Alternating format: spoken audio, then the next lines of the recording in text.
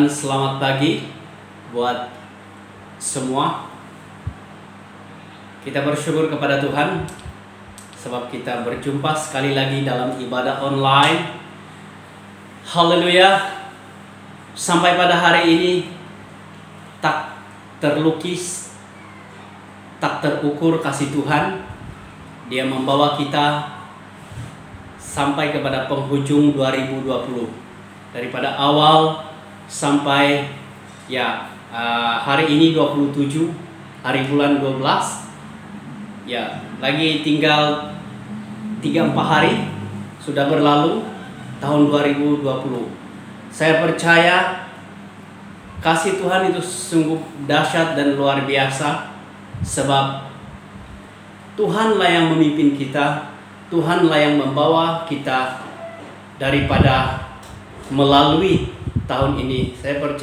Saya percaya tahun ini semua kita umat di jemaat di Grace ataupun di seluruh dunia, tahun ini adalah tahun air mata.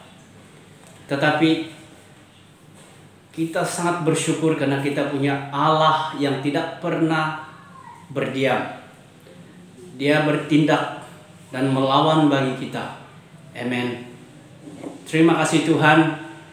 Ya, tidak terlambat ataupun tidak terlalu awal untuk saya mengucapkan selamat tahun baru kepada kita semua. Ya, mari kita bersukacita.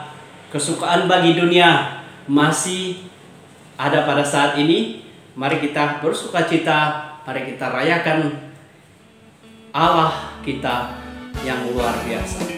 Terima kasih. Amen.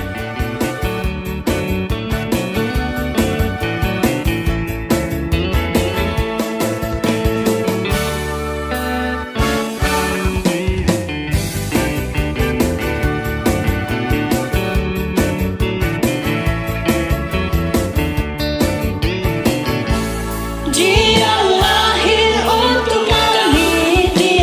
mati untuk kami, Dia bangkit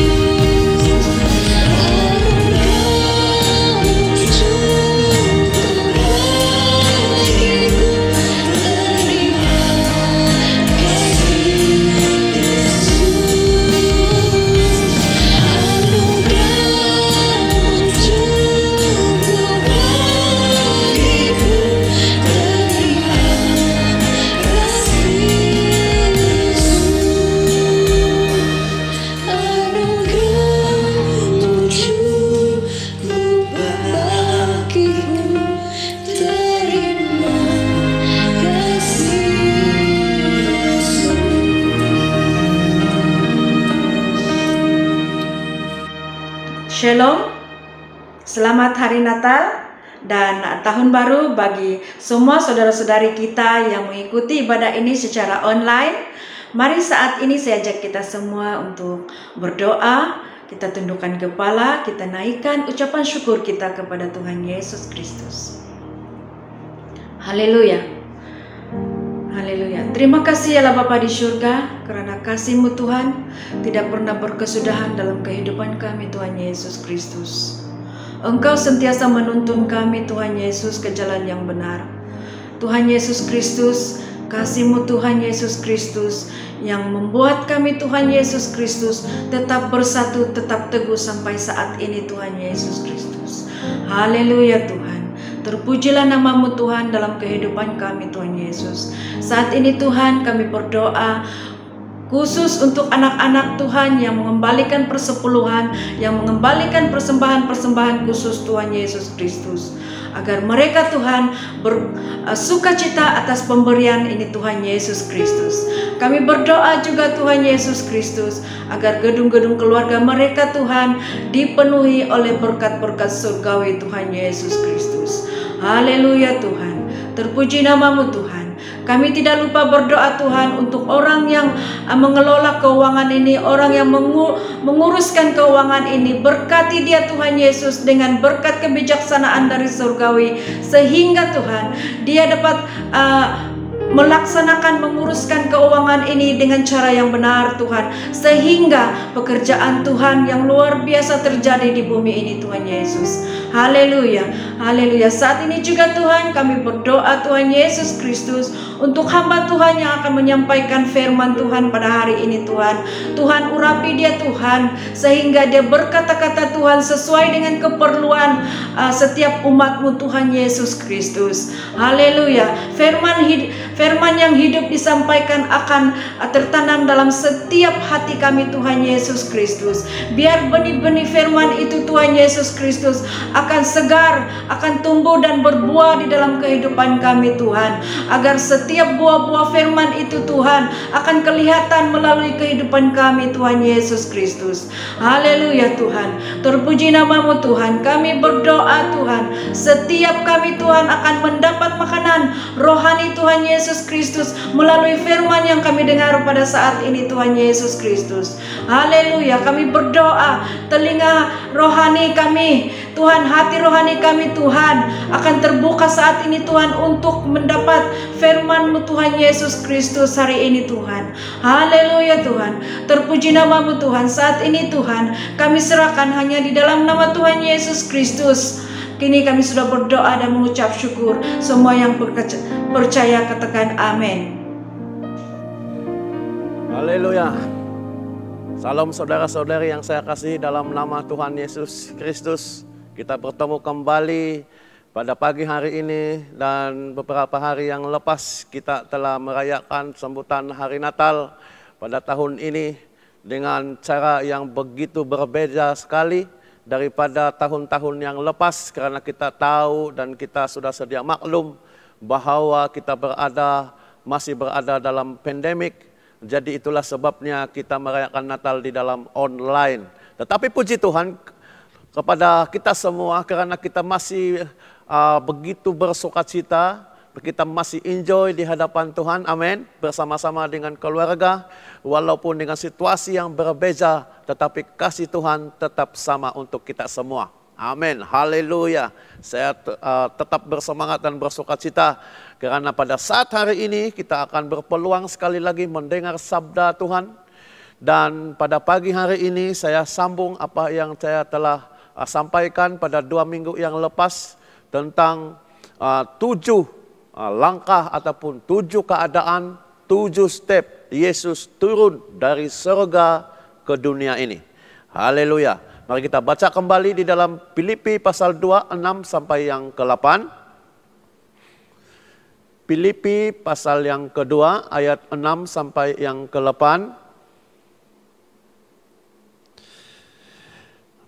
Filipi pasal 2 ayat 6. 6 sampai yang ke-8 demikian bunyinya. Yang ke-6, yang walaupun dalam rupa Allah tidak menganggap kesetaraan dengan Allah itu sebagai milik yang harus dipertahankan, melainkan telah mengosongkan dirinya sendiri dan mengambil rupa seorang hamba dan menjadi sama dengan manusia. Dan di dalam keadaan sebagai manusia, ia telah merendahkan dirinya dan taat sampai mati, bahkan sampai mati di kayu salib. Mari kita berdoa. Bapa, kami bersyukur kepadamu karena kami masih menikmati apa yang dipanggil hari ini, ya Tuhan Yesus. Haleluya, haleluya. Tidak ada kata-kata yang mampu mengungkapkan rasa syukur kami kepadamu, ya Tuhan Yesus Kristus. Kami sudah di ambang penghujung tahun 2020. Yang mana tahun ini dipanggil sebagai tahun pandemik, tahun wabak. Tetapi segala pujian, hormat kepadamu, ya Tuhan. Karena kami umat-Mu berjaya melalui tahun ini. Dengan sorak-sorai, dengan sukacita. Dan apatah lagi pada saat hari ini, ya Tuhan, sekali lagi kami belajar tentang firman-Mu. Di dalam Filipi 2:6 sampai yang ke-8. Di mana kami akan mengetahui proses-proses Engkau, apa yang berlaku dengan Engkau Tuhan. Di sewaktu berada di surga dan di antara surga dan bumi. Dan sewaktu Engkau sedang bersama dengan kami. Terima kasih Tuhan. Dalam nama Tuhan Yesus kami mengusap syukur. Amin. Haleluya. Pada 2 minggu yang lepas saya sudah menghuraikan dan mengupas tentang salah satu daripada 7 langkah step keadaan apa yang berlaku di surga dan apa yang berlaku dengan Yesus. Ya, sewaktu Allah mengambil keputusan, apa yang ditulis dalam Yohanes pasal 3 ayat 16 itu, ia mengaruniakan anaknya yang tunggal. Ya, jadi di situ kita tahu ada rahasia-rahasianya. Dan dalam pembacaan kita tadi, Paulus memberitahu kita bahwa ada 7 keadaan. Di mana keadaan yang pertama yaitu dalam ayat yang ke-6 itu ialah walaupun dalam rupa Allah. Ya. Siapa yang dimaksudkan di sini? Ialah Yesus sendiri. Walaupun dalam rupa Allah. Yaitu kedudukannya sama dengan Allah. Kesetaraannya itu sama dengan Tuhan.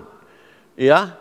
Tetapi dalam ayat ini ia mengatakan bahwa walaupun dia memiliki gandengan yang sama itu, Yesus tidak mengambil ataupun dia tidak mempertahankan hak kesetaraannya itu. Ya, karena apa? Karena saya dan saudara-saudara dan saudari-saudari dan semua manusia di dunia ini. Karena itulah sebabnya Yesus melepaskan kemuliaannya. Dia tidak mempertahankan kemuliaannya. Nah, itu yang poin yang pertama. Dan yang kedua, Yesus mengosongkan dirinya. Yesus meninggalkan tempatnya di surga. Malah sesuatu apa yang ada di dalam dirinya, dia kosongkan. Ya, dia kosongkan demi untuk siapa? Demi untuk saya, demi untuk saudara, demi untuk saudari, dan semua umat manusia di dalam dunia ini. Nah, kita pergi kepada langkah yang ketiga. Apa yang terjadi kepada Yesus Kristus. Nah, setelah Yesus melepaskan hak ataupun kemuliaannya di surga dan mengosongkan segala sesuatu apa yang ada di dalam dirinya, maka sekarang ini dia memakai jubah seorang hamba. Ya, dalam ayat yang ke-7 tadi mengatakan bahwa melainkan telah mengosongkan dirinya sendiri dan mengambil rupa seorang hamba. Maksud rupa sebagai seorang hamba di sini saudara dan saudari ialah ini berbicara tentang kedudukan, tentang apa sesuatu yang diperbuat oleh seorang hamba, ya. Apa yang berlaku, yang dilakukan, apa yang ditugaskan, apa tanggung jawab seorang hamba. Di dalam bahasa Yunani hamba ialah doulos. Jadi dalam perkataan umum, hamba ini sesungguhnya tidak mempunyai nilai. Apabila seorang itu menjadi hamba, seseorang itu tidak mempunyai nilai sama sekali. Ya, dia lebih rendah daripada banduan. Oke, lebih rendah daripada banduan. Kenapa saya mengatakan seperti itu? Kalau banduan di penjara melakukan sesuatu kerja, dia masih ada gaji. Dia masih ada upah 80 sen satu hari. Tetapi bagi seorang hamba, walaupun dia melakukan kerja sepanjang hidupnya, dia tidak memiliki upah. Jadi itu sebabnya hamba itu lebih rendah daripada seorang banduan. Jadi ini yang berlaku kepada Yesus Kristus Tuhan kita. Di mana sebagai seorang hamba, apa yang tertulis di dalam Amsal 20 ayat 6, seorang hamba memerlukan karakter ataupun sikap, yaitu kesetiaan. Nah, di dalam Ibrani pasal 10 ayat 36, karakter yang kedua yang harus dimiliki oleh seorang hamba ialah ketekunan. Di mana seorang hamba harus setia, melakukan segala apa yang diperintahkan. Dan dengan demikian, sewaktu dia melakukan segala perintah yang dilakukan itu harus memerlukan ketekunan. Nah, sekarang ini Yesus menjadi hamba. Menjadi hamba. Jadi pada saat ini, setelah Yesus memakai jubah hamba ini, dia harus menuruti. Ia memberikan kita pengajaran dan teladan bahwa sikap seorang hamba harus dimiliki seseorang yang percaya kepada Tuhan. Kita harus belajar seperti apa yang Yesus lakukan, karena dia telah memberi teladan. Ya, dia telah memberi teladan kepada kita, ya, tentang hamba. Nah, jadi apabila setelah Yesus memakai jubah hamba itu, dia mengaminkan, dia melakukan segala apa yang diperintahkan oleh Allah Bapa untuk umat manusia, untuk menyelesaikan misi, visi penyelamatan untuk umat manusia di dalam dunia ini. Ya. Nah, mari kita ketahui saudara dan saudari tentang karakter sebagai seorang hamba, ya, supaya kita memiliki hati seorang hamba. Di mana mari kita koreksi, adakah di dalam hati kita ini memiliki hati seorang hamba. Seperti Yesus memiliki hati seorang hamba. Dia taat kepada Bapaknya. Dia melakukan segala apa yang diperintahkan oleh Bapaknya. Dia melakukannya tanpa sesuatu bantahan. Ya, di mana karakter seorang hamba yang memiliki karakter, ia mampu disakiti tanpa merasa kepahitan. Berapa kali dia disakiti, ya, berapa kali dia merasa terhina, berapa kali dia merasa tersinggung, tetapi dia tidak merasa kepahitan. Nah, ini salah satu karakter hamba.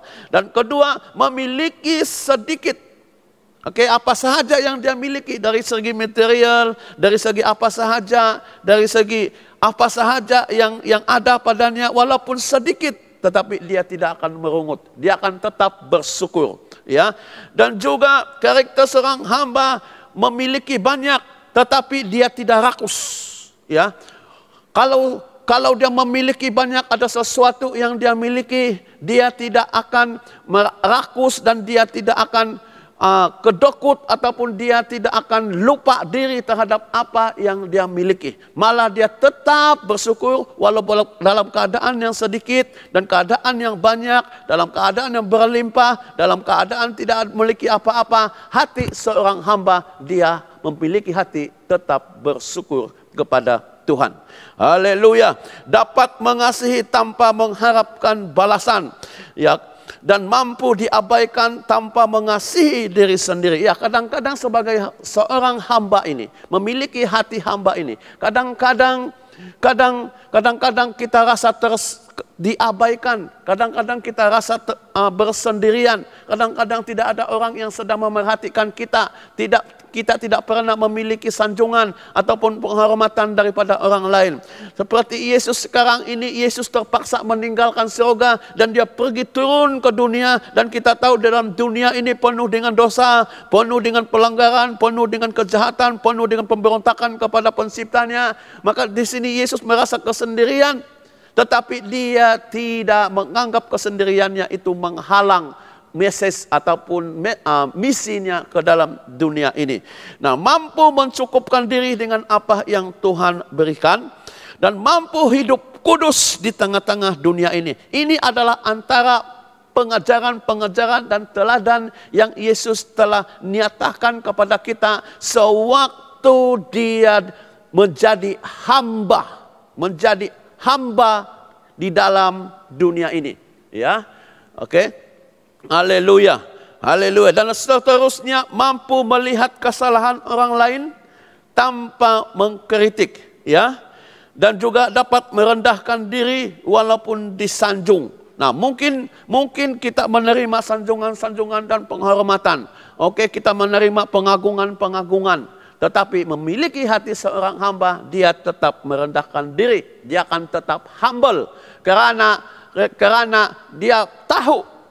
dia tahu segala sesuatu ini berasal daripada Sang Pencipta, yaitu Yesus Kristus sendiri. Nah, itu yang Tuhan Yesus ajarkan tentang hati seorang hamba. Ya, hati seorang hamba. Nah, sewaktu Yesus sekarang ini, Yesus sudah lahir. Yesus berada di bawah jagaan Yusuf dan Maria. Ya. Dan sewaktu dia menjadi bayi, sewaktu menjadi kanak-kanak dan menjadi remaja, dia tetap humble. Dia tetap di bawah taklukan ibu bapaknya Yusuf dan Maria. Jadi dia tidak melakukan apa-apa. Dia hidup seperti anak-anak biasa, dia hidup seperti bayi biasa, dia hidup seperti remaja biasa yang memerlukan ini dengan pelbagai karena, dengan pelbagai tingkah laku dan sebagainya, tetap hidup seperti itu karena dia memiliki hati sebagai seorang hamba. Ya. Nah, jadi saudara dan saudari, mari kita belajar apa yang Yesus telah nyatakan kepada kita. Milikilah hati seorang hamba. Karena Yesus memilikinya. Karena dengan hati seorang hamba, Yesus takluk, Yesus taat, Yesus tunduk, Yesus setia, Yesus tekun kepada Allah Bapanya di surga. Begitu juga Yesus tunduk, Yesus taat, Yesus menghormati ibu bapaknya di dalam dunia ini, yaitu Yusuf dan Maria. Nah, yang kedua ialah poin yang keempat ialah ayat yang ketujuh, melainkan telah mengosongkan dirinya sendiri dan mengambil rupa seorang hamba dan menjadi sama dengan manusia. Nah, yang pertama, kesetaraan yang dia miliki itu dia tidak pertahankan, malah dia sanggup melepaskan kemuliaannya di surga. Seterusnya dia mengosongkan dirinya sendiri. Dan selepas dia mengosongkan dirinya dan segala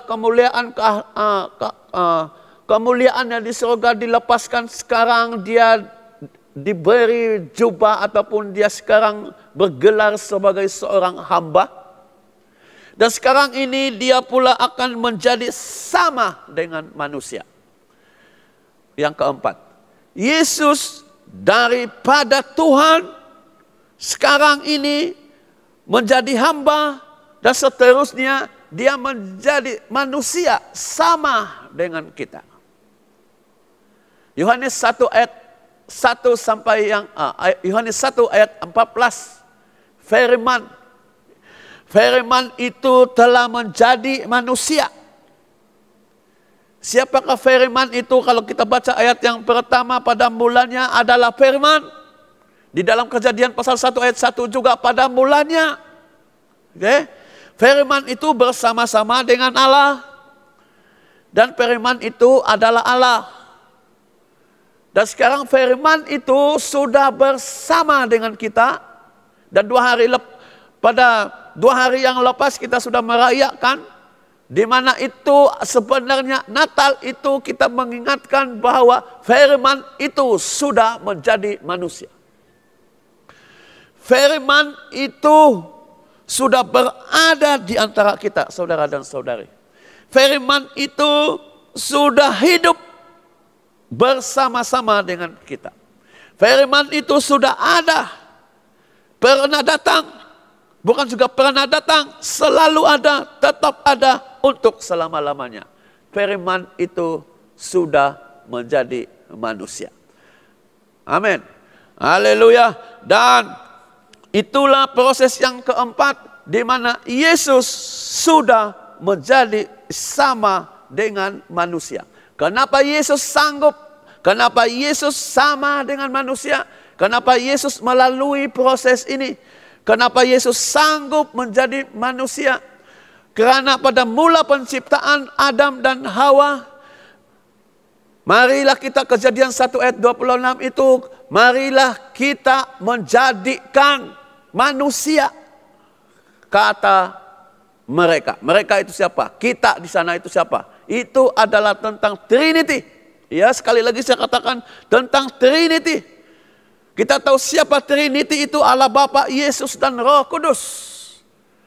Ya, sewaktu mereka menciptakan Adam dan Hawa, mereka mengatakan dengan gambar dan rupa kita.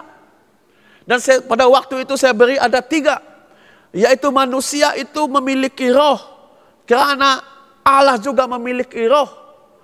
Dan pada masa itu Adam dibekalkan dengan kebenaran dan kekudusan. Karena kita tahu Allah kita penuh dengan kebenaran dan kekudusan.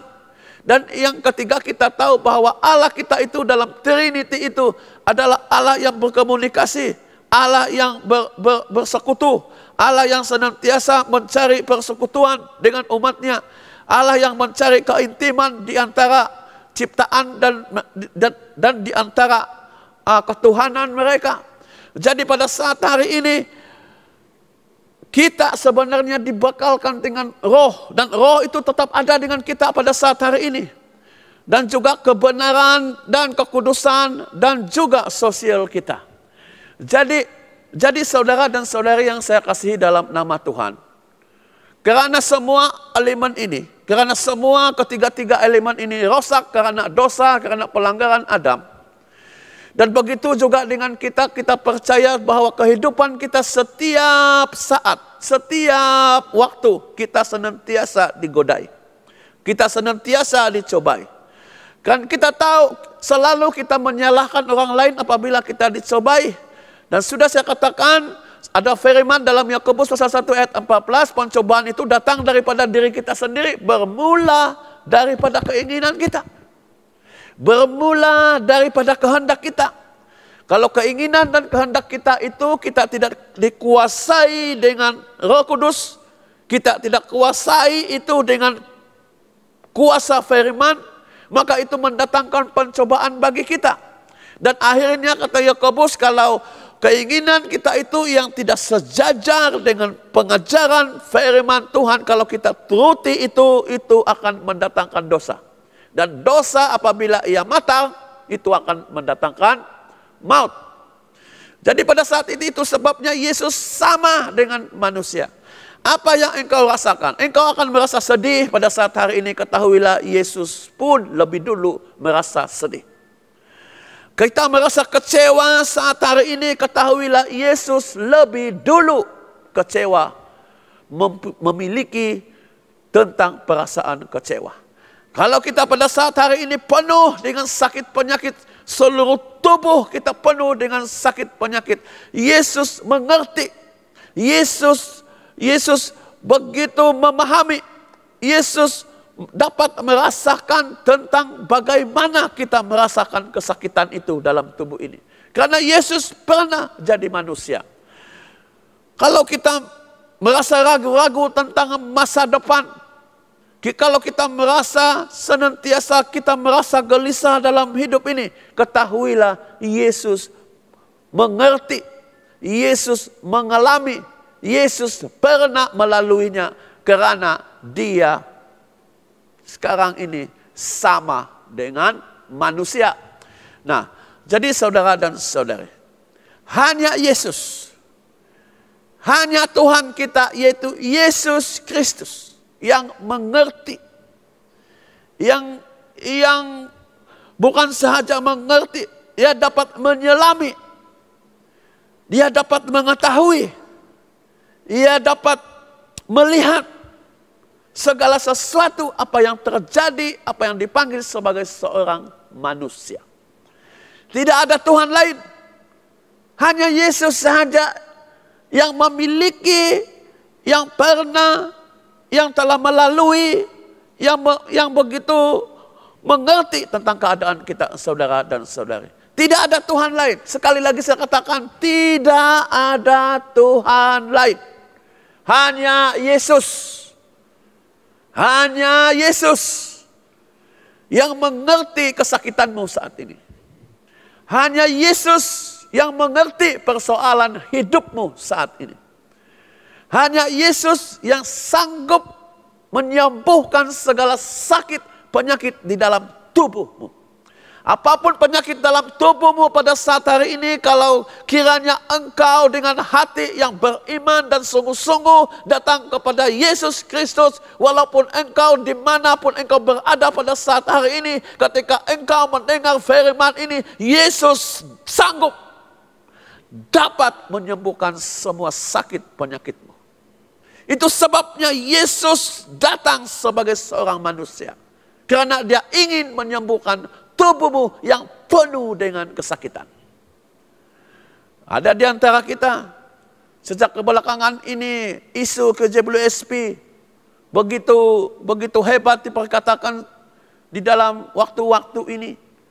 Kenapa manusia begitu mengharapkan simpanan mereka, KJWSP mereka? Karena mereka merasa ragu-ragu tentang masa depan mereka. Karena mereka takut menghadapi masa tua mereka. Apabila ada di antara kita yang sudah diambang 50 tahun ke atas, kita sudah mulai memikirkan tentang masa depan kita. Kita sudah memikirkan tentang masa akhir hidup kita dalam dunia ini. Ketahuilah saudara dan saudari yang saya kasih dalam nama Tuhan Yesus. Yesus pernah menjadi manusia. Yesus pernah melalui apa yang kita lalui pada saat hari ini. Haleluya.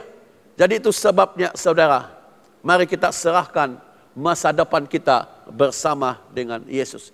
Mari kita berikan masa depan kita kepada Yesus Kristus. Jadi kalau sekiranya ada di antara saudara dan saudariku yang saat hari ini bimbang tentang masa depan, tentang masa tua kita pada saat hari ini, jangan takut, jangan gelisah. Serahkan kekhawatiranmu kepada Yesus Kristus, karena dia pernah sama dengan seperti saya dan saudara-saudari yang saya kasih di dalam nama Tuhan Yesus Kristus. Apa saja persoalan kita? Apa persoalanmu pada saat hari ini? Saya memiliki persoalan sendiri. Mari kita sama-sama datang kepada Tuhan Yesus. Mari kita pada saat hari ini kita sama-sama datang kepada Tuhan Yesus.